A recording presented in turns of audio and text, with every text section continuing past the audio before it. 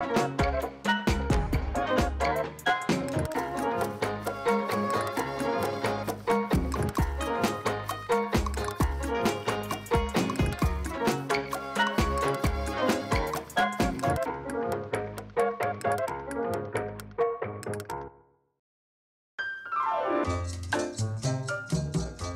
Corsica Mosidellina certamente ricordi di mente affari che ne abbiamo fatto perché tanto eravamo assai più numerosi.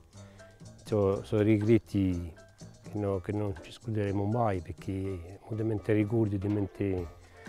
affari che ne abbiamo fatto in questo paese, con tutti i paesi a Corsica come di Niroco, che e regrettiamo appena.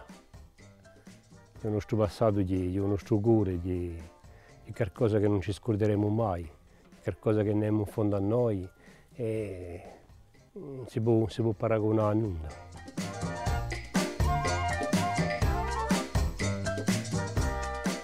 Io non ho preferito un corso che sono state tutte a prova che non l'ho mai guidata. Sono sempre stato qui, sono sempre stato un paese, mi ci sono giocato, ci ho imparato a parlare a Molingo, ci ho imparato a parlare a Biadia, ci ho imparato tutte le tradizioni che c'è, a caccia e tutti gli usi che mi hanno imparato i molti.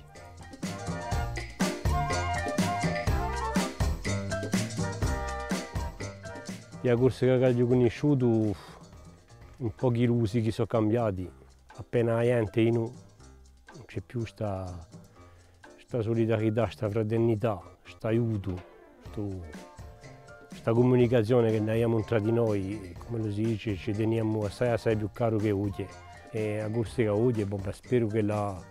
si arrangerà appena perché qui giovani che vengono oggi c'è bisogno che la imparino assai a fare, ridene, so che i nostri vecchi e noi che oggi siamo noi i vecchi, l'impareremo che non riusciamo i nostri violi e i nostri violini e ci spero che ritornerà un'armonia della Corsica che la gente ci piacerà campare come mi ci è piaciuto io.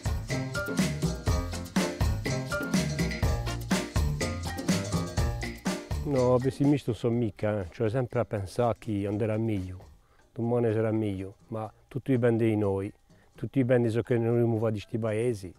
tutto dipende da come noi ci consideriamo tra di noi, l'uomo so che la deve diventare, so che la da fare e penso che tutto il mondo era la stessa strada, a mano, per fare tutti insieme che la Corsica sia degna di un popolo che l'ha avuto.